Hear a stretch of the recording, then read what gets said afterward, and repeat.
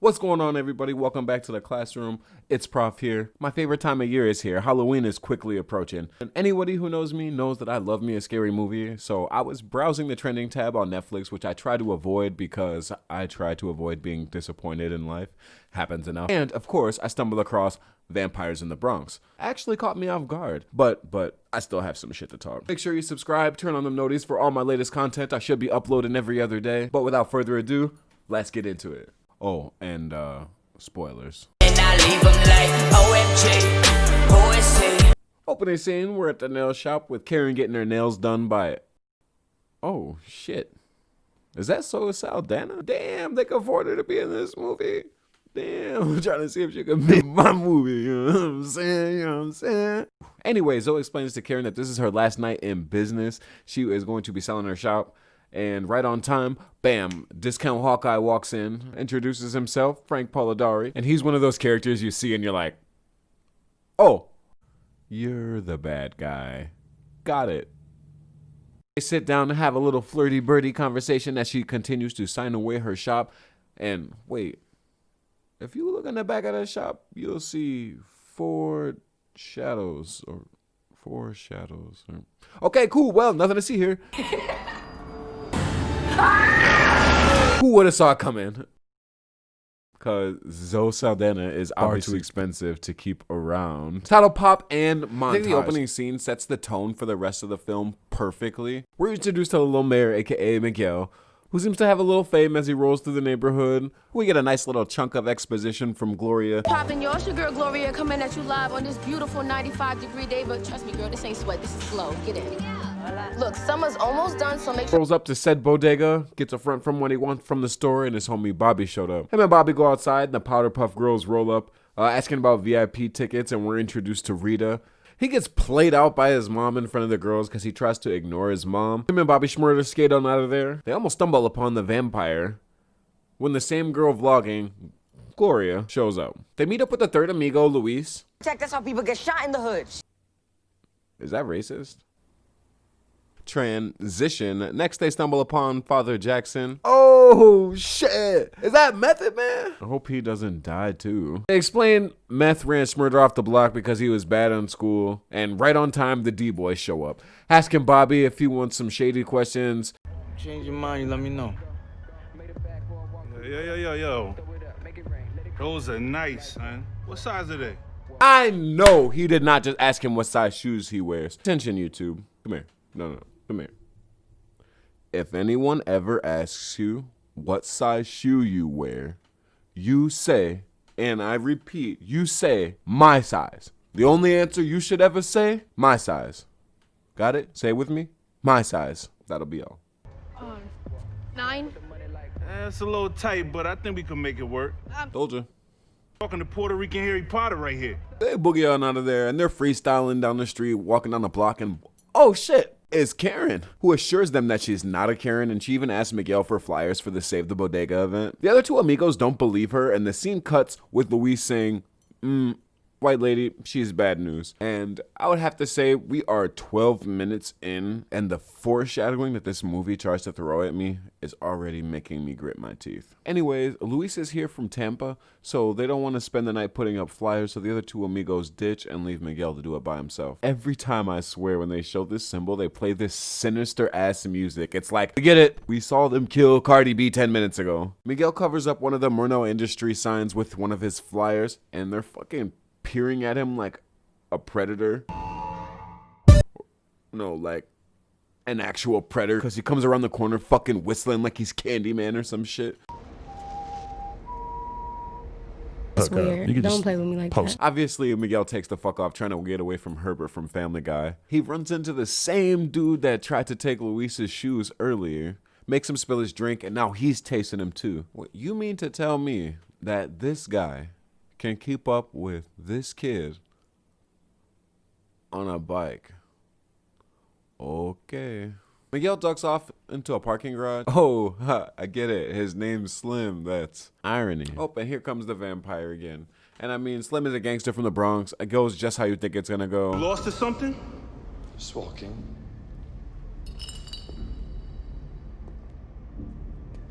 Yo, what the hell are you wearing?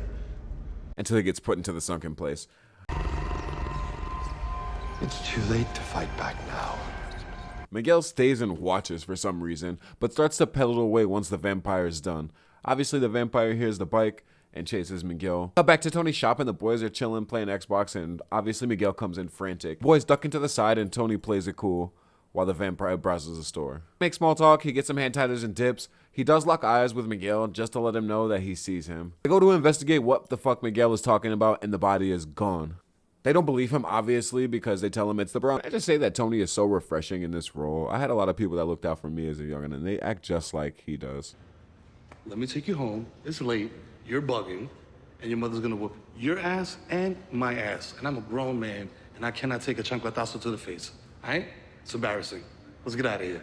They clean up the body, and Discount Hawkeye talks about the commander being pissed off about the murder of a random person, and they tell him to shut up, and it's clear that he's still the bitch of the group. Change to the morning, and Miguel's mom comes into his room and tells him that change is okay, and it's alright that things are going differently in his life. She doesn't believe him about the vampire. Once again, that damn music! Every time. Miguel links up with Luis and sees Smurder on the block with Henny. Smurder comes over and tells him he was just covering the ass since they haven't seen basketball jerseys since yesterday. Oh, nice fucking neon lights under your Lexus. In true vampire killing fashion, they watch Blade and start their vampire list. The basics. Vampires are undead immortals that survive on the blood of the living. Miguel comes up with a bright idea to go to the Mornau Industries during the daytime, figuring that they'd be safe since the sun is out. Bright idea. While the sun's out. See what I did there. Why haven't I come out with a mixtape yet? He pulls the bamboozler and tries to get at the computer until Frank actually comes out. Obviously, they go back into his office, and Miguel asks Frank for a sponsorship for the Save the Bodega event. Right off the bat, Frank offers him $3,000, and then he brings up that actually somebody covered their Mornau Industries sign with a flyer and asks him if he knew anything about that. Yada yada, he starts to say some ominous shit and Luis passes out. During ensuing chaos while Luis is passed out, Schmurda snags something off the desk him and Miguel had been eyeing earlier. Frank says nobody's going anywhere and oh shit, right on time. It's Karen! They get back to the house and da-da-da-da, there's a flash drive in there with plans to make a huge vampire nest. They try to warn Bobby's mom not to go have a meeting with him as she's going there right now. He notices the new hat that he's wearing and he must have got it from Henny, takes a couple shots at him and bounces. And then also in the Ziploc is a literal skeleton key. And, oh, it's time for exposition. Glorious podcast comes on and the coffins are being moved into the courthouse, which is the apartment buildings that they had found on the flash drive. Movers, and it looks hella fancy in there, like they got chandeliers. Let's check it out. Excuse me, what's in those boxes? Sub-Zeros? They trying to tell me these big ass boxes is Sub-Zero fridges. Disguised as refrigerators. They go to the building and... Wait. Why did you bring a basketball? Anyway. Wait. Where did the ball go? Whatever. They bust into the building and find the coffin and the vampire that killed Slim. They're recording and they make it down to the vampire nest and Bobby's phone starts to ring. In the script I actually wrote, oh my god, because they actually had foreshadowed this earlier that his phone wasn't ever on vibrate. Somehow the cops are right there when they come outside. By the time they get down to Morno Industries, all the parents are already there. Miguel tries to show them the video of the vampires in the nest, but they're obviously not on camera. And Rita actually ends up being the only one to stick up for them, saying that the vampires wouldn't show up there because they have no soul. Vampires don't have souls. They don't have a reflection. You can't see them in mirrors, photos, or videos. The only thing that I don't get is that the other stuff isn't worth checking out. Those ominous ambiance and coffins not enough to get you out of bed. Not worth checking out? Okay. They try to expose the flash drive, and Frank takes the files back. Obviously, the boys are getting chewed out, and there's Gloria front and center with the camera. On top of that, Luis actually posted something on his TikTok about Blade, so now he can't go to the bodega anymore since his mom knows that he watched it with Tony. Hey, vampires! Watch out! Hey, Carmen. Suave, mami. Let him watch Blade, didn't you? Blade? Frank tries to retrieve the files from his flash drive, and bam, the boys done bamboozled you. And they didn't replace the files with paper. Right on time, the commander comes in again. By the way, they've been very ominous about the commander. They haven't showed who it is yet. So with nowhere else to turn, Frank meets Henny in an alley and spews white guy trying to connect with black guy rhetoric. Kenny, my man. I can dig it. And pays him to get the flash drive back and to kill the boys. Luis buzzes up Miguel and he realizes that Frank is the familiar.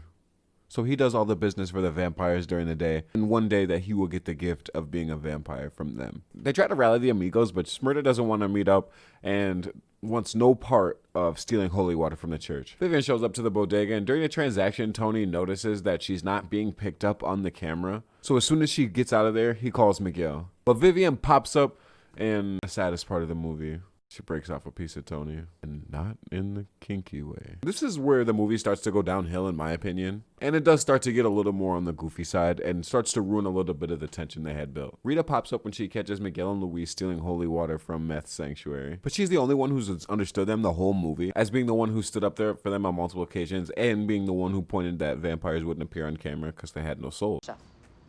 Why are you two carrying those bottles? This? Oh. Transition. Cut to Bobby getting a gun from Henny. Wise decision.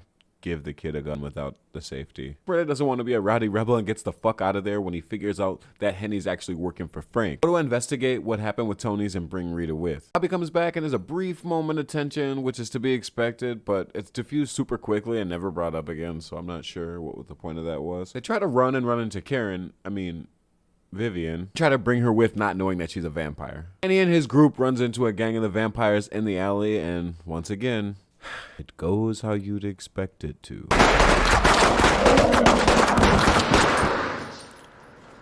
I'm talking about. I don't know why they wouldn't know that Henny is working for Frank and in turn working for them. And you know, after that, pakow, pakow, the fucking vampires rise up like Thriller, and that's that.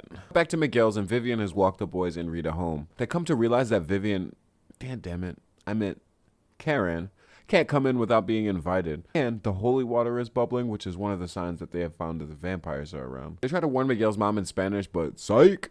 Karen speaks Spanish. Miguel's mom doesn't believe them until she goes psycho Karen for no reason. She turns out to be the commander of the whole operation and just spews a ton of fucking exposition all over the floor. Kind of ruins some of the problem the plot had built up. Nobody believed the kids, and you just blew a lot of the tension because now everybody knows you're a vampire. And the whole cover you've been setting up this entire movie, and let the only people who knew your secret and could stop you get away. Miguel tries to psych her out and hits her with some of the holy water, and she yeets it the fuck out of there. There's this transition that just comes out of left field, which is super out of place, and it just goes from like LARPing or Game of Thrones or something, and it's very weird. Also, I don't buy her in the psycho role at all. I think that they miscast her. She was doing fine in the role she was in, and I just thought that came out of left field. Miguel goes to move out to the Covenant, and they have the cliche, you can't go alone scene. If we do it together, we might have a chance. Yo, where the fuck did he come from? They have this gearing up scene, and I personally love this 90s Batman and Robin shit as they run down their checklist and gear up to take on these vampires. Rita pops up and... Here. Welcome to the crew. Thanks. They stumble around for a while until the holy water starts bubbling, until they send Rita to go get the adults for backup as they try to do what they can. Oh, and what do you know? Guess you didn't need to use them VIP passes after all. They stumble across a room of sleeping vampires and actually build a moment of legit tension. I actually there was no way I would have guessed that he would have succeeded on killing the vampire on his first try. I totally 1000% believed that the vampire was about to and Ali him and get out the way. But he succeeds first try and unlocks a new achievement. But the rest of the vampires arise, and now they're kind of in a rut, and unknowingly drops the key, which is the key to the ashes of the first vampire, and that's how they make more vampires and blah blah blah. Throws garlic in her face, and what the hell was that sound effect? Budget running low. Luis gets caught up, but uses his Eucharist that he had gotten earlier, and dude perfects it right into the vampires' mouths for a corny one-liner. Body of Christ. The boys run into Frank, and Bobby has what you could call a character arc, and lets him know you'll always be their bitch. They're never gonna let you be one of them. More weird dialogue. That's what's up. But he lets them go at the cost of his life. They run, and Luis gets straight up DDT'd into a truck. I don't know how he's even moving. Of course, the villain says some dumb shit before Luis has the chance to pull a 200 IQ play and have his chance to pop. This part of the movie starts to get pretty cheap, because how am I supposed to be scared of these vampires or believe that these vampires can take over a city when they can't even kill a couple tweens? This is shattered. Bunch of poor kids from this shithole you call. I don't care how many times you've seen playing. I love watching Tony Jaa Doesn't mean I'll be doing this.